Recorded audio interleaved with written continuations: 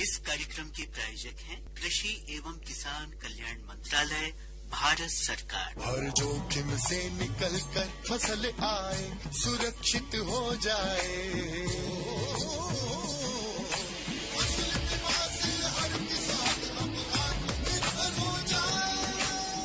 संकट के समय प्रधानमंत्री फसल बीमा योजना किसानों के लिए वरदान है।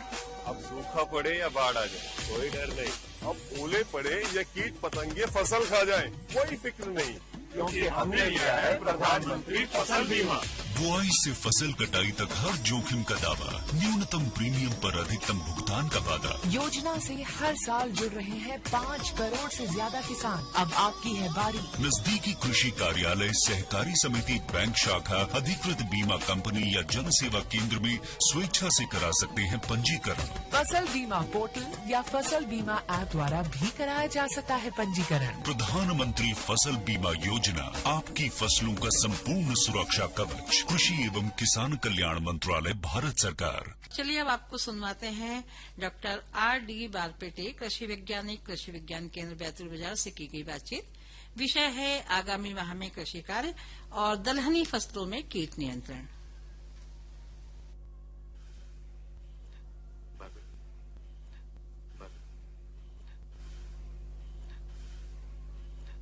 बारपेटे साहब, आपका हमारे इस कार्यक्रम में बहुत बहुत स्वागत। आज जो हम कार्यक्रम सलाहकार समिति की बैठक में आप सब के साथ अपने स्टूडियोज में मौजूद हैं और किसान भाइयों के लिए विशेष तौर पर आपकी सलाहों का इंतजार कर रहे हैं। आगामी जो मौसम है अभी सर्दियों का और धीरे धीरे फिर मौसम बदलेगा भी मार्च तक, तो क्या कुछ कृषि के क्षेत्र में किसान भाइयों को सावधानी रखनी चाहिए? कृषि के क्षेत्र में चूंकि मैं पौध संरक्षण वैज्ञानिक हूं, तो थोड़ी सी पौध संरक्षण की चर्चा करूंगा जी। इस समय खेतों में अरहर की फसल लगी हुई है, दलहनी फसल है और उसमें फली लग रही है, दाने भर रहे हैं, ये स्टेज है। और इस समय इसमें पॉड बोरर या फली छेदक कीट बहुत तेजी से आता है। इसका आक्रमण चालू हो चुका है और अगर मौसम में जरा सा भी परिवर्तन होता है, अगर आसमान में थोड़ी सी बादल आ जाए, हवा में नमी का परसेंटेज अगर बढ़ जाए, तो ये कीट बहुत ज्यादा नुकसान करेगा। तो अरहर के किसानों को मेरी सलाह ये है कि इसमें ये अविलंब तुरंत एक कीटनाशक का छिड़काव करें। अब कीटनाशक में हम लोग तो प्रोत्साहित करते हैं, जैविक दवाइयां जो है, जैविक कीटनाशक जो है, उनको हम प्रोत्साहित करते हैं। तो अगर किसान हमारा जैविक पे जाता है तो बिवेरिया बेसियाना एक कल्चर है फंगस का, इसका आप प्रयोग करिए 400 से 500 ml प्रति एकड़। अगर ये उपलब्ध नहीं है तो फिर इमामेक्टिन बेंजोएट एक जो रासायनिक दवाई है, इसका आप अरहर के किसानों को तुरंत उपयोग करना चाहिए ताकि जो फली छेदक से होने वाला नुकसान कम हो जाए जी। और इसके अतिरिक्त मैं एक चीज और कहना चाहूंगा कि सब्जी भाजी बड़े पैमाने पे इस समय लगी है और सब्जी भाजी की तमाम फसलें, चाहे वो बैंगन, आलू, टमाटर हो या फिर हमारी गोभी वर्गीय सब्जियां हैं बहुत सारी, जिसमें फूल गोभी, पत्ता गोभी, मूली, ये सब तमाम चीजें हैं। इन सभी फसलों में 2 तरह के कीटों का प्रकोप इस समय हो रहा है और वो चिंता का विषय है। नंबर 1 है रस चूसक कीट, जिसमें माहू प्रमुख है, सफेद मक्खी है, जिसकी वजह से उत्पादकता घटती है, विषाणु रोग फैलते हैं जी, गुणवत्ता खराब होती है। 3 चीजें हो रही है, उत्पादकता घटेगी, गुणवत्ता खराब होगी और विषाणु रोग का फैलाव होगा। इसके नियंत्रण के लिए किसानों को चाहिए कि या तो वो नीम आधारित उपयोग जो उत्पाद है उनका उपयोग करें, जिसमें नीम तेल है या नीमास्त्र है। अगर जैविक में हम जाना चाहते हैं तो वर्टिसिलियम लेसेनाई एक कल्चर आता है, इसका हम प्रयोग करें। अब ये दोनों को हटके अगर आप रासायनिक पे जाते हैं तो रासायनिक में थोड़ी सी सावधानी की जरूरत है कि पहले आप जो उत्पाद रेडी है उसकी हार्वेस्टिंग पहले कर ले, उसकी चुनाई कटाई कर ले पहले, और उसके बाद आप रासायनिक दवाइयों का प्रयोग करें। और रासायनिक दवाई का प्रयोग करने के बाद कम से कम 1 सप्ताह तक सब्जियों को बाजार में नहीं लाएं। अब रासायनिक दवाई में रस चूसक कीट के लिए बड़ा कॉमन है इमिडाक्लोप्रिड, उसका आप प्रयोग कर सकते हैं। इसके अलावा इल्ली वर्गीय कीट में कई तरह की इल्लियां हैं, उनकी अलग अलग चर्चा न करके मैं सिंपल ये कह रहा हूं कि इन सभी सब्जी भाजियों में इल्ली वर्गीय कीटों का प्रकोप भी है जी। बैंगन में, टमाटर में, आलू में, गोभी में, सब में है। बेस्ट ये है कि इसमें किसान बीटी कल्चर या बिवेरिया कल्चर, ये दो में से एक का प्रयोग करे। तो सब्जी वाले किसानों को चाहिए कि वो इन 2-3 कल्चर जो मैंने नाम लिए इनका वो प्रयोग करे। अच्छा, और रबी फसल की कटाई का भी समय आने वाला है कुछ समय बाद, कुछ इशारा उस तरफ भी आप कर दें, गेहूं, मटर, सरसों, क्या कुछ तैयारी किसान रखें?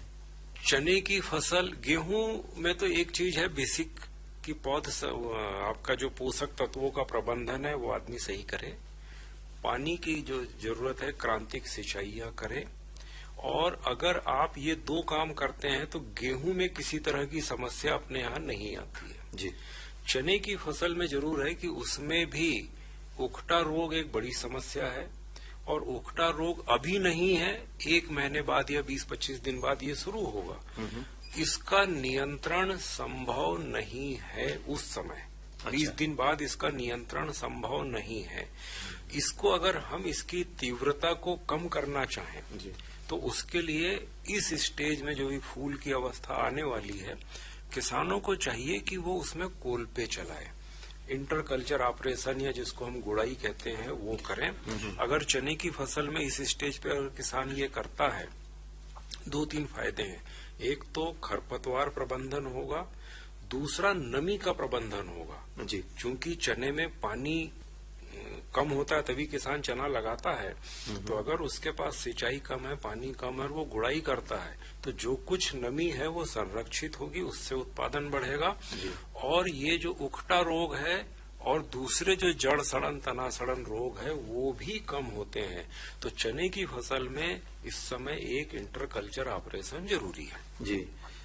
इसके बाद जैसी फली आती है, इसके बाद फली लगेगी, घेंटी लगने वाली है चने की, तो घेंटी वाली अवस्था में इल्ली वर्गीय कीट जो फली छेदक इसमें भी आता है, उसके ऊपर निगरानी करे।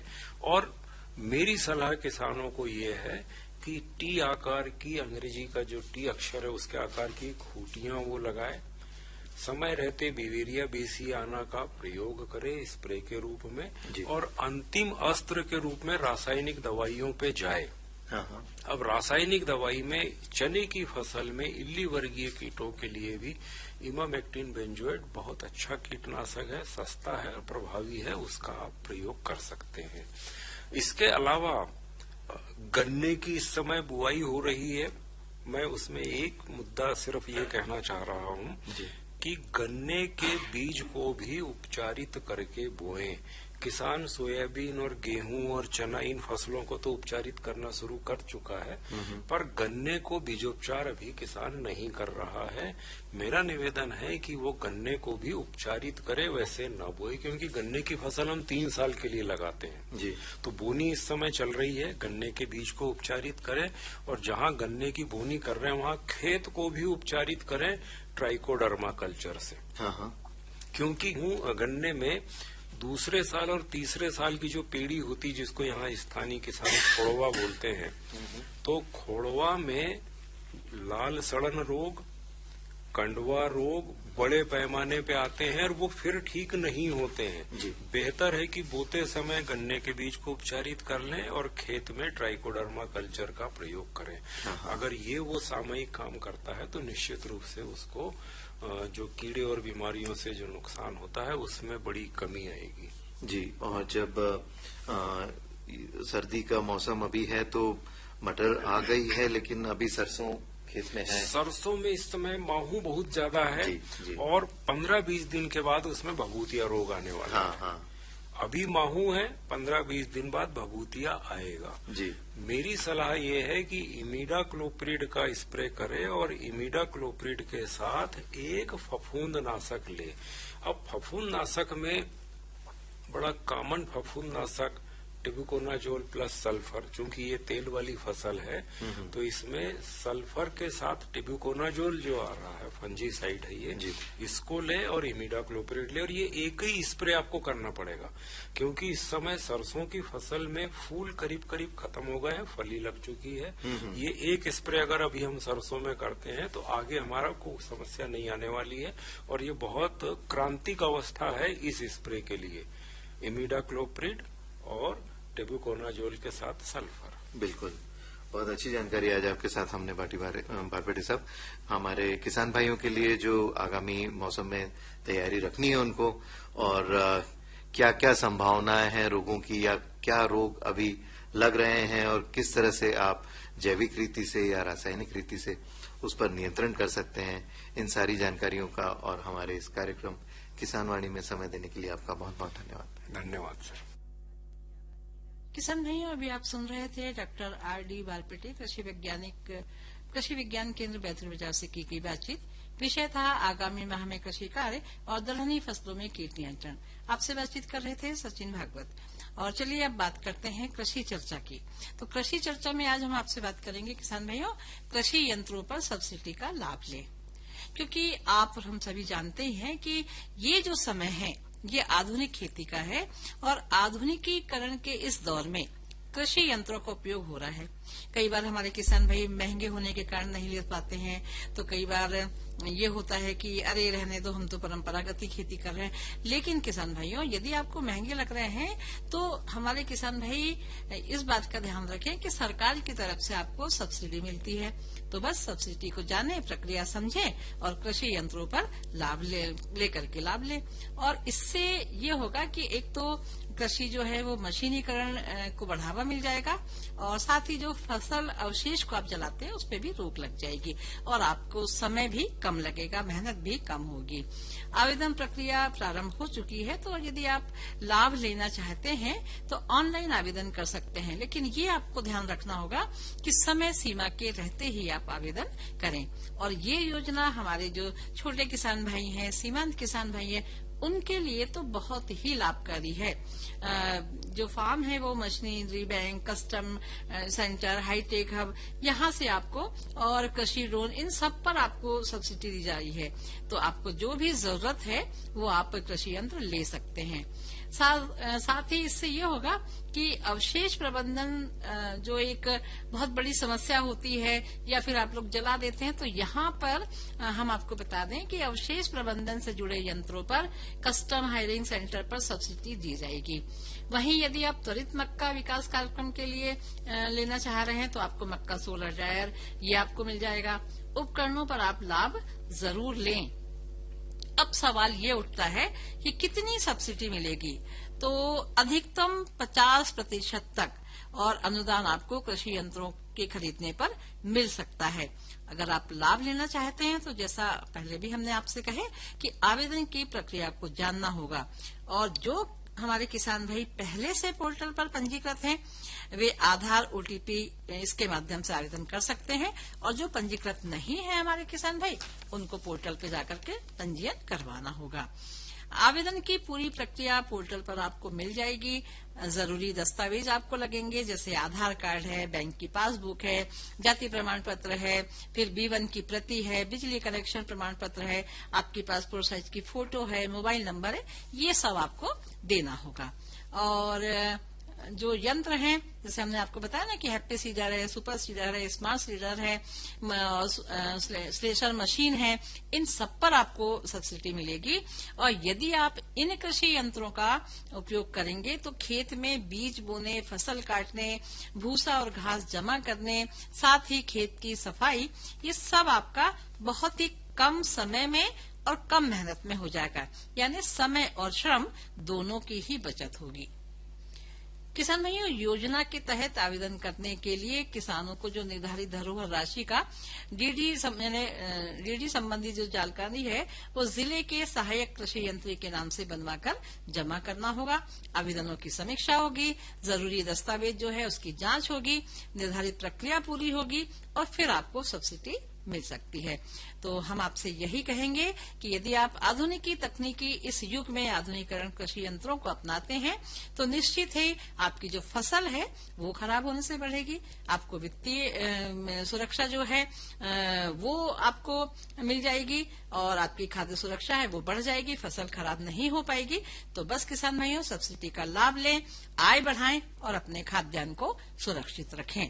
और इसके बाद हम आपको सुनवाते हैं गोरेगांव के युवा कृषक लखन यादव से की गई बातचीत कि रबी फसल पर हम किन किन बातों का ध्यान रखें। किसान भाइयों, आज हमारे कार्यक्रम में उपस्थित हैं गोरेगांव भैंसदेही के युवा कृषक लखन यादव जी। चलिए जानते हैं इनसे इनके खेती किसानी के अनुभव। यादव जी, हमारे कार्यक्रम में आपका स्वागत है। और सबसे पहला प्रश्न मैं आपसे यही करूंगी कि रबी की जो फसल है इस समय क्या स्थिति है आपके खेतों में? जी दीदी नमस्कार। पहले तो आपका बहुत बहुत शुक्रिया अदा करना चाहूंगा कि आपने मेरे को इस कार्यक्रम में किसानों को सलाह देने के लिए आमंत्रित किया। और रबी की फसलों की बात करें तो अभी रबी की फसलों की स्थिति है कि अभी कहीं कहीं गबोट की अवस्था में फसल आने वाली है और कहीं कहीं पानी भी चल रहा है और आगे फिर अभी ध्यान रखने वाली बहुत सारी बातें इसमें। कौन कौन सी बातें हम आपसे विस्तार से जानेंगे, लेकिन इसके पहले मैं आपसे ये जानना चाहूंगी जैसे अभी ठंड बहुत अच्छी पड़ी हम ये कह लें, तो ये हमारी रबी फसल के लिए कैसी थी? ये तो अमृत के समान ठंड थी अभी जो पड़ी है फसलों के लिए बहुत जबरदस्त। ओस की बूंदों ने जो फसलों को संभाला है, कहीं कहीं क्या हमारे जिले में पानी की भी कम थोड़ी स्थिति है, तो उसमें भी फसल को बहुत सारे फायदे हुए इसमें। लेकिन कहते हैं कि जब ज्यादा ठंड पड़ती है तो एक स्थिति पाले की भी बन जाती है, तो अब पाले जैसे तो कोई संभावना नहीं है, पाला नहीं होगा? नहीं, पाले की अभी स्थिति बिल्कुल नहीं है, पाला पड़ने की संभावना भी नहीं है और पाला पड़ता भी है तो फसलें धीरे धीरे बड़ी हो गई है। अच्छा, तो अब यानी बढ़वार पे है हमारी रबी की फसल, तो क्या देख रेख इस समय हम कर सकते हैं? देखिए, अभी तो कहीं कहीं पीलापन की समस्या गेहूं में देखने को मिल सकती है, तो उसके 2-3 कारण हो सकते हैं। सबसे पहला कारण तो किसान भाइयों को ये देखने की जरूरत है कि कहीं पानी की स्थिति जमाव की स्थिति तो नहीं आ रही है। अच्छा, तो उस पर ध्यान रखने वाली बात है, मतलब पानी निकासी व्यवस्था अच्छी होना चाहिए। और दूसरी चीज कई सकिंग पेस्ट जड़ चूसक कीटों का जो प्रकोप इस समय में देखने को मिलता है, तो वो भी देखना चाहिए किसान भाइयों को। वो मतलब नहीं होना चाहिए, सबसे पहली बात तो ये है। अच्छा, जैसे मान लीजिए अभी ठंड बहुत अच्छी पड़ी है, नमी बनी हुई है, तो सिंचाई की जरूरत नहीं होगी फिर अभी? नहीं, सिंचाई की जरूरत कहीं कहीं है, जैसे जमीन के ऊपर डिपेंड करता है कि जमीन कैसी है वहाँ पे। जैसे भारी जमीन है तो वहाँ पे सिंचाई की आवश्यकता भी नहीं है, जहाँ जैसे हल्की जमीन है, बर्री जो बोलते हैं, तो वहाँ भी सिंचाई की जरूरत है। तो क्या बर्री जमीन में भी हमारी रबी की फसल अच्छे से हो सकती है यदि हम सिंचाई का ध्यान रखें? बिल्कुल बिल्कुल। अच्छा, अब दूसरी बात आती है कि देखिए जैसे ही पौधे बढ़वार पे होते हैं फसल के, तो फिर उसमें खाद की उर्वरक की जरूरत पड़ती है, या फिर रबी की फसलों में पहले ही दे देना चाहिए? जी, जिन किसान भाइयों ने पहले ही 2 बार यूरिया और बाकी पोषक तत्वों का छिड़काव उसमें कर चुके हैं, तो वहाँ जरूरत नहीं है। और जिन किसान भाइयों ने क्या है पहली बार ही खाद दिया है, उसके साथ कुछ पोटास वगैरह नहीं दिया है, तो उन किसान भाइयों को ध्यान रखना चाहिए कि अभी गर्भावस्था में जो फसल है इसमें भारी पोषक तत्वों की आवश्यकता फसल को पड़ती है, तो इसमें देना चाहिए। जो किसान ऑलरेडी दे चुके हैं तो उनको फॉलियर स्प्रे जो छिड़काव करना है वो अच्छे पोषक तत्वों का छिड़काव करना चाहिए इसमें। लखन भैया, आपका तो बरसों का अनुभव है खेती किसानी का, तो पोषक तत्व देखिए जैसे कि मुख्य पोषक तत्व जरूरी है फसलों के लिए, तो वहाँ ये जो सूक्ष्म पोषक तत्व होते हैं इनका क्या मतलब फसलों के बढ़वार में रहता है? जी दीदी, पहले तो क्या है कि मुख्य पोषक तत्व हमारे जो है तो ये क्या करते हैं फसल को ग्रोथ की ओर ले जाते हैं, लेकिन हमारे सूक्ष्म पोषक तत्व है जैसे zinc, boron, copper, sulphate, manganese, molybdenum और आयरन, ये क्या करते हैं फसल की उत्पादन में सहयोग करते हैं। तो उत्पादन अच्छा इसी से आता है। वो मुख्य पोषक तत्व क्या करते हैं कि अपने रूट डेवलपमेंट जैसे जड़ संबंधित जो जड़ विकसित करने का काम और फसल को बढ़वार का काम ये सब कर देते हैं, लेकिन उत्पादन में मुख्य भूमिका जो रहती है वो सूक्ष्म पोषक तत्वों की रहती है। कई बार स्थिति ये होती है कि हमारी बहुत देखरेख के बाद भी जो पौधे रहते हैं, खास करके हमारे गेहूं के पौधे हैं, तो उसमें उतना दाना नहीं भर पाता है, तो क्या यहाँ जड़ों की कमजोरी रहती है या फिर पोषक तत्वों की कमजोरी रहती है? हाँ, इसमें दोनों चीजें है। जैसे जड़ों का भी विकास नहीं हुआ तो जमीन में जो हमारे पोषक तत्व भरपूर मात्रा में पड़े होते हैं तो वो पौधा ले नहीं पाता। उसके लिए शुरुआत में ही किसान को ध्यान रखना चाहिए कि वहाँ माइक्रोराइजा का इस्तेमाल ज्यादा से ज्यादा करें। तो माइक्रोराइजा क्या करता है कि जड़ों को ज्यादा विकास करने में सहयोग करता है और जड़ों से पोषक तत्व लेने में सहयोग करता है पौधे को, तो वहाँ दाना बारीक होने की स्थिति नहीं आती है। दूसरी चीज, दाना बारीक होने का दूसरा कारण ये है कि जो भुनभुने आते हैं, रस चूसक कीट, सकिंग पेस्ट जिसको हम बोलते हैं, जिसमें व्हाइट फ्लाई, ग्रीन फ्लाई, इस टाइप के उड़ने वाले जो हैं, वो क्या रस चूस लेते हैं। दाना अभी बन रहा है तो उसमें दूध की मात्रा अधिक होती है तो वो रस चूस लेते हैं, उससे भी दाना बारीक पड़ता है। अच्छा, तो इनको रोकने के लिए हम क्या उपाय कर सकते हैं? इनको रोकने के लिए छिड़काव का करवाना बहुत जरूरी है। जैसे मार्केट में बहुत सारी चीजें उपलब्ध है जो रस चूसक कीटों के लिए आती है, तो उनका छिड़काव करना बहुत जरूरी है इस समय में। कुछ जैविक उपचार नहीं कर सकते हम इनको रोकने के लिए? जैविक उपचार में भी है दीदी, क्योंकि क्या है कि जैसे किसान करना चाहे तो थोड़ी सी उसमें मेहनत है। गाय का गौमूत्र और गोबर और गुड़ और ये इन सारी चीजों का मिला के छिड़काव कर सकता है, उससे भी बहुत काफी हद तक रस चूसक कीटों का की रोकथाम होती है। अच्छा, मतलब ये हमको ध्यान रखना होगा। इसके अलावा हम रबी फसलों की बात करें और खासकर अपने बैतूल जिले की बात करें तो कौन कौन सी कीट व्याधि, रोग व्याधि होने की संभावना रहती है? कीटों का प्रकोप तो अपने यहाँ वैसे कम ही आता है, लेकिन आता है फिर भी। अभी 1-2 साल से आने लगा, नहीं तो रस चूसक कीटों के लिए अपने को मतलब कीटनाशक डालने की आवश्यकता नहीं पड़ती थी, पर अभी पड़ रही है। क्योंकि क्या है, इसके पहले जो फसल थी मक्का की, तो मक्का में बहुत सारे पोषक तत्व क्या है, मक्का को बहुत जरूरत पड़ती है। तो जमीन में पोषक तत्वों की मात्रा कम हो जाती है, उससे भी कीटों का प्रकोप ज्यादा होता है। तो ध्यान रखना चाहिए कि जहाँ कीट आ रहे हैं वहाँ छिड़काव अवश्य कराएं। ये आपने अच्छी बात कहे। तो ऐसा भी होता है ना कि जो फसलें कम पानी वाली हैं, कम पानी में भी मतलब अच्छी बढ़वार ले लेती हैं, और जो फसलें ज्यादा पानी वाली हैं तो हम ऐसा कुछ फसल चक्र अपना सकते हैं। यानी कुल मिला के बात यह कि फसल चक्र का क्या उपयोग है खेती में?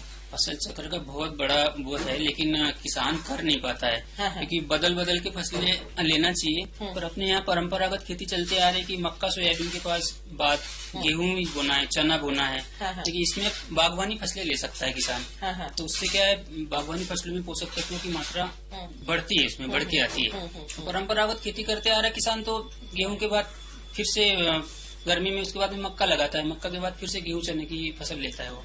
अब ये परंपरागत खेती की बात आपने कहे, तो देखिए आज हम देखें तो बिल्कुल आधुनिक कृषि प्रणाली हो गई है, आधुनिक यंत्रों का उपयोग होने लग गया है, लेकिन यहाँ परंपरागत खेती के जो कुछ हमारे बड़े बुजुर्ग थे वो अपनाते थे, तो क्या उसकी आज भी कोई भूमिका है खेती में? बिल्कुल है, बिल्कुल। परंपरागत खेती में पहले क्या होता था कि इतने सारे जो रसायन हमारे यहाँ नहीं आते थे, तो परंपरागत खेती सक्सेस हो जाती थी। लेकिन अभी इतना सारा किसान अपना यूरिया, डीएपी का इस्तेमाल कर रहा है, तो कहीं न कहीं जमीन में भी हार्डनेस आ रहा है, जमीन में ब्लॉकेज बन रहे हैं, तो ये मतलब भुरभुरी जमीन बची नहीं है। इसलिए परंपरागत खेती करना मतलब गोबर की खाद किसान डाल नहीं रहा है, गोबर खाद मिल नहीं रही क्योंकि जानवरों को पालना बहुत कम कर दिया किसानों ने। लेकिन गोबर की खाद नहीं मिल रही, जानवर पालना बहुत जरूरी है। और हम ये कह लें कि खेती और पशुधन एक दूसरे के पूरक हैं तो गलत नहीं होगा। तो क्या कारण है कि आजकल हमारा किसान भाई पशुधन को नहीं पाल पा रहा है? देखिए दीदी, इसमें क्या है कि मेहनत थोड़ी ज्यादा है और किसान आसानी से काम करना चाहता है। पहले क्या होता था कि जानवरों का खाद निकलता था तो उससे फसलों में भी बहुत अधिक वृद्धि होती थी, लेकिन क्या है कि अभी उसको बना बनाया सब कुछ मार्केट में मिल जा रहा है, बाजार में सब कुछ मिल जा रहा है, तो वो उठा के अपने खेत में डाल दे रहा है। तो मतलब यहाँ पे ये थोड़ा सा वो कहीं ना कहीं गलत कर रहा है ना। अगली बात आती है कि सिंचाई की बात, जैसे हमने अभी थोड़ी सी बात पहले भी किए थे, तो सिंचाई अब जैसे बढ़वार पे है अभी रबी की फसल, तो सिंचाई करना चाहिए या नहीं करना चाहिए? देखिए वो फसलों की अवस्था के ऊपर डिपेंड करता है। अभी क्या है, कहीं कहीं गेहूं, खड़ी पत्ती जिसको झंडा पत्ती हम बोलते हैं, वहाँ तो अति आवश्यक है सिंचाई करना। और जहाँ गबोट पूरी तरह निकल चुका है, पोट पूरी तरह निकल चुका है, वहाँ सिंचाई थोड़ी देरी से भी करे तो चलेगा। अच्छा, मतलब वहाँ ये ध्यान हमको रखना पड़ेगा। अब इसमें ये हुआ है लखन भैया कि कई हमारे किसान भाइयों ने देर से बोनी किए हैं, तो उनको किन बातों का ध्यान रखना पड़ेगा? उनको जैसे फसल उनकी छोटी है तो उसमें बहुत सारे पोषक तत्वों का उपयोग उन्हें करना चाहिए। खाद जैसे एक बार दिए है तो दूसरी बार के खाद में पोषक तत्वों को मिला के यूरिया डीएपी मिला के देना चाहिए, जिससे फसल क्या है जल्दी वृद्धि कर लेगी। और आने वाले समय में क्या है टेम्परेचर भी, तापमान जो हमारा बढ़ेगा तो उसमें उन फसलों को नुकसान नहीं होगा। ये लखन भैया यही मैं जानना चाहती हूँ कि जैसे अभी ठंड पड़ रही थी, वो था, अब तापमान धीरे धीरे बढ़ेगा, तो उस समय हमारे किसान भाई किन किन बातों का ध्यान रखे अपनी फसल के अच्छा उत्पादन मिलने के लिए? जी, फसल की अवस्था के ऊपर निर्भर करता है दीदी कि अभी फसल जैसे गर्भावस्था में है तो उसमें बहुत सारी चीजों का स्प्रे उसने करना चाहिए, अमीनो एसिड का, जो आगे हमको फायदा देगा। तो उससे क्या है दाना झीरी नहीं पड़ेगा, उससे दाना की मोटाई जो है बराबर रहेगी। तो उसमें भी देखना चाहिए, कई बार किसान क्या करता है कि गेहूं बड़ा हो गया तो उसमें घुसने से डरता है, लेकिन डरना नहीं है, वहाँ स्प्रे करना ही है। तो उससे क्या होगा, दाना बराबर उसमें शाइनिंग, वेट, मोटापा उसका जो है ना बराबर लेवल में रहेगा। अच्छा, कई बार ये होता है लखन भैया कि हमारे बहुत प्रयासों के बावजूद कुछ दाने काले पड़ जाते हैं गेहूं के, तो ये क्या रसायन हम ज्यादा दे देते हैं या सिंचाई ज्यादा दे देते हैं, क्या कारण हो सकता है? नहीं, दाने काले पड़ने का सिंचाई से और रसायन से कोई लेना देना नहीं है, वो कीटों का प्रकोप है। तो कई बार क्या होता है, जैसे मैंने आपको पहले बताया कि दाना जो बनता है तब उस समय में उसमें दूध की मात्रा होती है, तो जिन दानों का रस से कीटों ने जो चूसा है तो वो दाना काला पड़ जाता है। बाकी जैसे स्प्रे जहाँ हुआ है वहाँ ये समस्या नहीं आती है। और बेहतर ये नहीं होगा क्या लखन भैया कि जब हम रबी फसल के लिए तैयारी करें, यानी खेत तैयार करें, उस समय ही कुछ उपाय अपना लें हम, ताकि कीट व्याधि रोग व्याधि ना हो? हाँ, ये मैंने आपको पहले बताया कि जैसे माइकोराइजा की हमारे फसलों में रूट डेवलपमेंट में जो जड़ तंत्र को मजबूत करने के लिए बहुत बड़ा योगदान होता है। तो जिस समय में अपन वो तैयार करते हैं खेत, उस समय में माइकोराइजा और बहुत सारे ऐसे पोषक तत्वों का इस्तेमाल वो पहले ही कर दे जब वो अपनी फसल खेत तैयार कर रहा हो। जी। और उत्पादन हुआ है रबी फसल का, उसमें से ही वो अगले फसल बोने की तैयारी करते हैं, तो ये सही रहता है। तो इस समय जो किसान भाई है, खास करके युवा वर्ग पलायन कर रहा है खेती से कि भाई खेती लाभ का धंधा नहीं रही, तो आप सलाह के रूप में क्या कहना चाहेंगे? मैं तो सभी युवा किसानों से यही कहना चाहूंगा कि खेती हमारी परंपरागत वो रही है, तो ज्यादा इधर उधर दौड़ लगाने की बजाय अपनी खेती पे ध्यान दिया जाए। तो धीरे धीरे सही नई जो टेक्नोलॉजी में खेती आ रही है, अभी बहुत सारे नए बीज हमारे जिले में बो रहे लोग, उनका उत्पादन भी ले रहे हैं, कुछ औषधिया जो फसलें हैं वो भी ले रहे हैं। तो कहीं न कहीं ये करना चाहिए किसानों को, तकनीकों को अपना करके नई तकनीकी आ रही है तो उसमें अपनाना चाहिए। धन्यवाद लखन भैया, आप हमारे कार्यक्रम में उपस्थित हुए, आपने बहुमूल्य समय हमें दिया, इसके लिए आपको बहुत बहुत धन्यवाद। अभी आप सुन रहे थे गोरेगांव के युवा कृषक लखन यादव से की गई बातचीत, रबी फसलों का ध्यान कैसे रखें। और अब एक नजर आज के बाजार भाव पर। कार्यालय कृषि उपज मंडी बैतूल से प्राप्त बाजार भाव इस प्रकार रहे। सोयाबीन न्यूनतम 4,750 रूपये प्रति क्विंटल, अधिकतम 5,461 रूपये। चना न्यूनतम 4,372 रूपये न्यूनतम, अधिकतम 5,070 रूपये। मक्का न्यूनतम 1,400 रूपये और अधिकतम 1,756 रूपये। गेहूं का न्यूनतम भाव रहा 2,440 रूपये और अधिकतम 2,690 रूपये। और इसी के साथ संपन्न होता है हमारा आज का कार्यक्रम किसान वाणी। दीजिए अनुमति अपनी बहन सीमा मिश्रा को। जय राम जी की, जय जवान जय किसान। अरे क्या कर रहा है? इधर इधर इधर हम बोल रहे हैं तेरे बीजू का। उतला बोल रहे? पक्षियों से तो हम खेत को बचा लेते हैं, पर इन घातक रसायनों से कैसे बचाएं? मतलब? देख बेटा, तू जो ये अंधाधुंध रसायन मिलाता है ना, मिट्टी की सेहत बिगड़ने लगी है, और जब माटी ही कमजोर पड़ जाएगी तो उपज कैसे सेहतमंद होगी? अरे पहले ऐसा नहीं था, पूछना अपने बड़े बुजुर्गों से, कैसे फसल लहलहाती थी, शुद्धता झलकती थी। माटी भी तंदुरुस्त और लोग भी। पहली वाली बात कहाँ? पर अब तो सभी डाले हैं। सब नहीं, आज भी लाखों जागरूक किसान परंपरागत विधि से फसल उगा रहे हैं, खर्चा कम और उपज की कीमत भी बेहतर पा रहे हैं। सच है?